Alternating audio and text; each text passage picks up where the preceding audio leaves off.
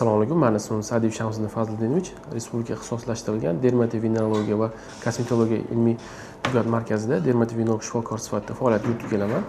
Bizning amaliyotimizda hozirgi kunda eng ko'p uchrayotgan kasalliklardan biri bu atopik dermatit kasalligi hisoblanadi. Bu kasallik Osiyo, butun dunyoda agar miqyosda olib qarasak, juda ham keng tarqalgan kasallik hisoblanadi. Bu asosan yosh bolalarda, o'rta yoshli va aynan o'sish rivojlanishi endi rivojlanib hayotga kirib kelayotgan bolalarimizda juda ko'p uchraganligi sababli bu kasallik o'zini kechinishi va og'irlik darajalariga qarab turib bemorlarimizning hayot sifatiga, ularni keyinchalik o'zlariga bo'lgan ishonchiga ta'sir ko'rsatadi. O'shaning uchun bemorlarimizni bizga murojaat qilib kelayotganda ko'pincha yosh bolalar ko'proq kelishadi. Chunki ularda kasallikni kechinishida asosan ota-onasidagi yoki nasliy faktorlarni, allergik kasalliklarni o'tkazganliklari shu bolalarga nasliy jihatdan beriladi, ya'ni nasliy jihatdan o'tadi. Va shu sababli bemorlarimizda ularning farzandlarida, ularning keyinchalik keyingi farzandlarida ham shu kasallik uchrashi mumkin hisoblanadi. Atopik dermatitni davolash bu bir kasallikni negizida juda ko'p uchragan kasalliklar ko'p bo'lganligi sababli teri kasalliklari ichida eng ko'pi asosan teridan allergik kasalliklar ko'p uchraydi dermatolog amaliyotda. Shularni yarmidan ko'pini atopik dermatit hisoblanadi. Eng ko'p uchraydi.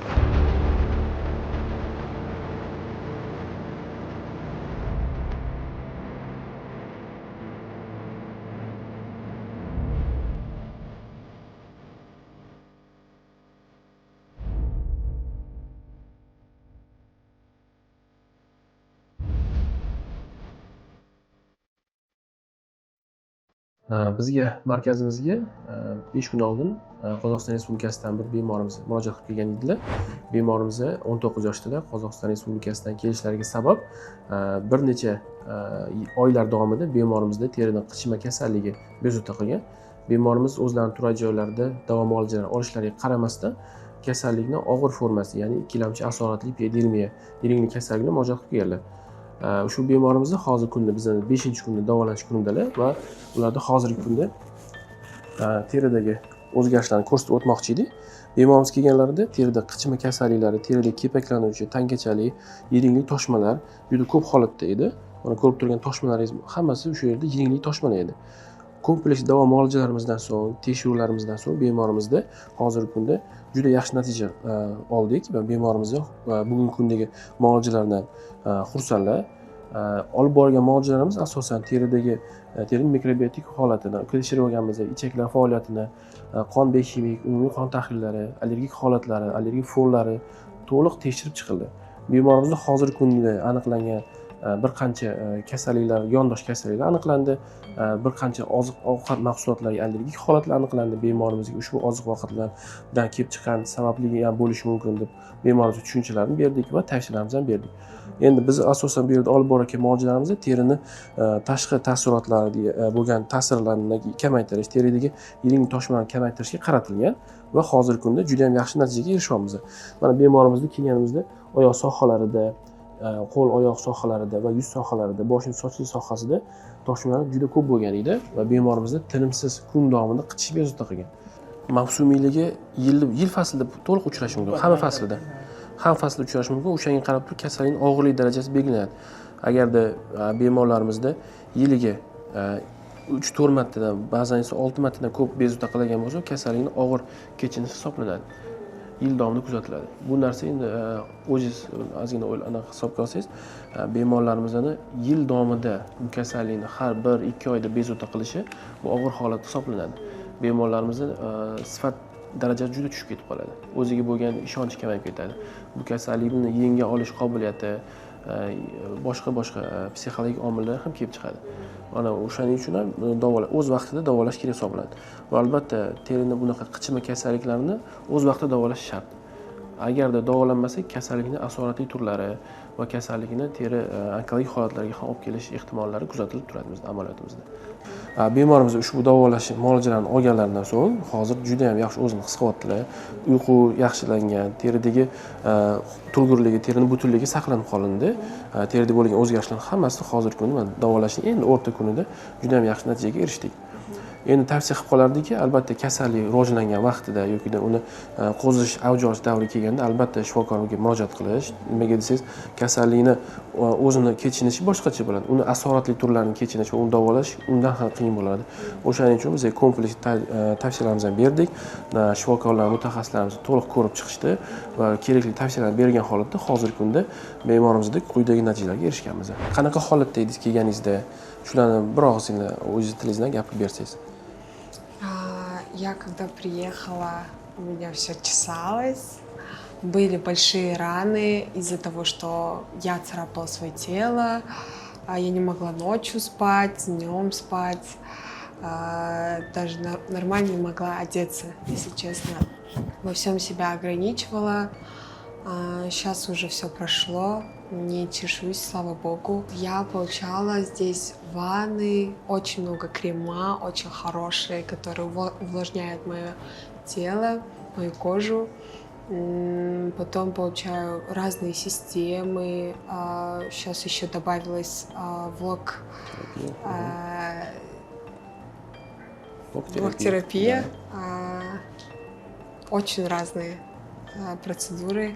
Особенно я люблю ванны со специальным гелем для моей тела.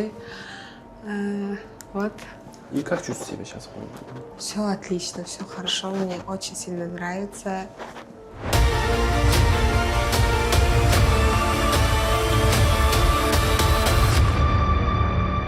Bu keyingi bemorimiz psoriaz tashxisi bilan bizga murojaat qilib keldilar. Bemorimiz bizda 1 yil oldin psoriaz kasalligi tashxisi bilan murojaat qilib kelgan edilar.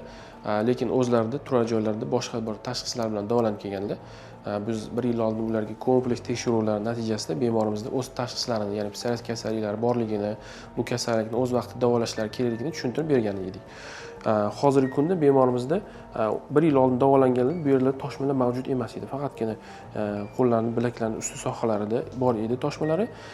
Va hozirgi kunda bemorimizda asab sistemalaridagi o'zgarishlar, ichki a'zolardagi o'zgarishlarning hisobiga tirsak sohalarida, ikkala qo'l tirsak sohalarida, boshning sochli sohasida, tizza, oyoq sohalarida toshmalar kuzatilishi bilan murojaat qilib keldilar. Bemorimiz mana bugun davolanishi 4-kundalar.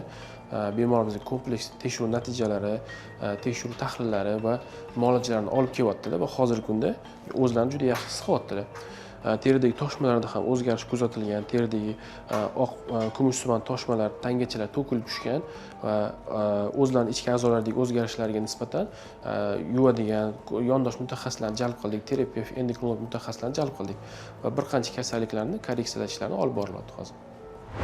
Hozirgi kunda terida uchraydigan ko'pgina toshmalarni davolashda albatta birinchi navbatda dermatovenerolog shifokorga murojaat qilishlarini tavsiya qilib qolardik, chunki bemorlarimizda ko'p holatlarda turli xil shifokorlarda, allergolog, terapevt, pediatr nazoratlarida yoki ularning ko'riklarida bo'lib kelishadi va shu kasallikni og'irlashishiga, kasallikning asoratli turlarining rivojlanishiga olib keladi. Bu kasalliklar teri kasalliklarida ayniqsa ko'p uchraydigan ekzema kasalliklari, psoriaz, terini atopik dermatit kasalligi, allergik kasalliklarni davolashda albatta dermatovenerolog shifokori ko'rikda bo'lish va keyinchalik esa terida yondosh qandaydir bir kasalliklar aniqlansa, yondosh yoki ichki a'zolarda o'zgarishlar nazoratda aniqlansa bemorlarimizda albatta biz ham yondosh mutaxassislarning ko'riklarini jalb qilgan holatda shu bemorlarimizni davolaymiz. Agarda sizda ham shunday teri kasalliklar uchrasa, bizning markazimizga murojaat qiling.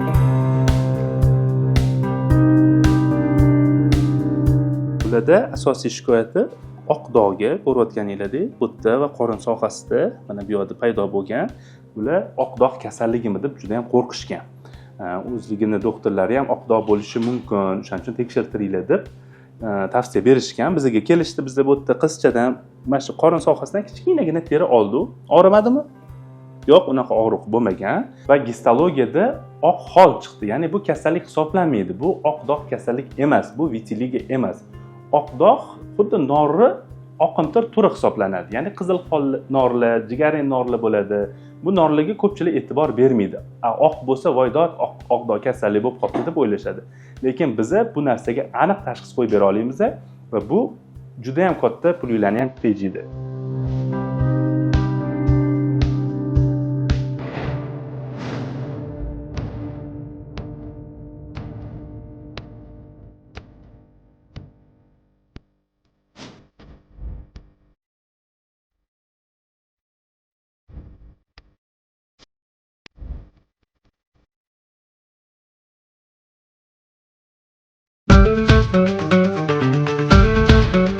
Respublika ixtisoslashtirilgan dermatovenerologiya va kosmetologiya ilmiy amaliy tibbiyot markazi O'zbekiston Respublikasining yetakchi tibbiy muassasalaridan biri bo'lib, dermatologiya, venerologiya va kosmetologiya sohalarida yuqori texnologik tibbiy yordam ko'rsatish bilan shug'ullanadi.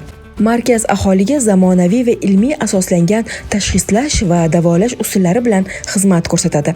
Shuningdek, ilmiy tadqiqotlar olib borish, kadrlar tayyorlash va malakasini oshirish, yangi innovatsion texnologiyalarni joriy etish markazning asosiy faoliyatlaridan biridir. Jumladan, markaz quyidagi yo'nalishlarda faoliyat ko'rsatadi: dermatologiya, teri kasalliklarini tashxislash va davolash; venerologiya, jinsiy yo'l bilan yuqadigan kasalliklarni davolash va profilaktika qilish; kosmetologiya, estetik muammolarni bartaraf etish, jumladan yuz va tana parvarishi bo'yicha ilg'or muolajalar; mikologiya, zamburug'li kasalliklarni aniqlash va davolash; plastik jarrohlik, tashqi ko'rinishni yaxshilashga qaratilgan jarrohlik amaliyotlari; soch ekish, soch yo'qotish muammosini hal qilish; podologiya, oyoq terisi va tirnoq kasalliklarini davolash. Markazning imkoniyatlari quyidagicha: 160 dan ortiq bemorga statsionar davolash uchun o'rinlar mavjud. Maslahat poliklinikasi bir smenada 100 nafargacha bemor qabul qila oladi. Zamonaviy laboratoriyalar, teri va jinsiy yo'l bilan yuqadigan kasalliklarni tashxislash va ilg'or texnologiyalar bilan jihozlangan. 96 nafar yuqori malakali shifokor, ulardan 13 nafari tibbiyot fanlari doktori, 23 nafari tibbiyot fanlari nomzodidir. Dermatovenerologiya va kosmetologiya markazi quyidagi innovatsion xizmatlarni taklif etadi: vitiligo kasalligida avtomelanotitlarni ko'chirish, terining rang o'zgarishiga qarshi innovatsion usul. Depigment sohasini dermabraziya, ya'ni apparat yordamida dermabraziya qilamiz va shu sohaga keyinchalik o'sha tayyor bo'lgan melanosit hujayralarimizni qo'yamiz va shu sohani maxsus materiallarimiz bor, xirurgik materiallar, o'shalar orqali yopib qo'yamiz. Shunda amaliyotdan keyin bemor qo'li sohasida joylashgan bo'lsa, bu 7 kun davomida bog'lovlar turadi. Ya'ni bemorlar hech qanaqa perevyaskalar yoki boshqa narsalar qilishlisi shart bo'lmaydi. Soch va qosh ekish, tabiiy soch tiklash, video trixodermatoskopiya, soch va bosh terini batafsil diagnostika qilish. Hozirgi kunda biz 5000 tadan ortiq soch ekish jarayonini o'tkazganmiz, hammasi muvaffaqiyatli. Asosan bemorlarimiz 70% bu o'zbekistonlik, 30% bu chet el hisoblanadi. Jinsiy a'zolar autoplazma terapiyasi, hujayralar yangilanishini rag'batlantirish. Kondilomalar, kontagiozniy mollyuskalarni davolashda ishlatiladigan uskunasidan biri hisoblanadi. Plastik va estetik jarrohlik, lazer texnologiyalari va zamonaviy jarrohlik usullaridan foydalanish. Hozir biz bemorimizda husnbuzarni davolash muolajasini o'tkazamiz. Bu ko'rib turganingizdek PGL lazer bu qon tomirlariga ta'sir ko'rsatadi, ya'ni husnbuzarga ta'sir etuvchi o'sha qon tomirlarni yallig'lanishlarini ketkazish uchun. Bundan tashqari yana propion bakteriya akneni o'ldirish uchun xizmat qiladi bu lazerimiz.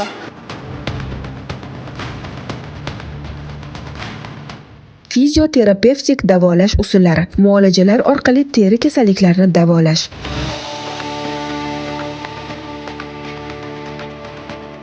Markaz o'zining yuqori malakali shifokorlari va zamonaviy tibbiy uskunalari bilan aholiga eng yaxshi tibbiy xizmatni ko'rsatishga intiladi.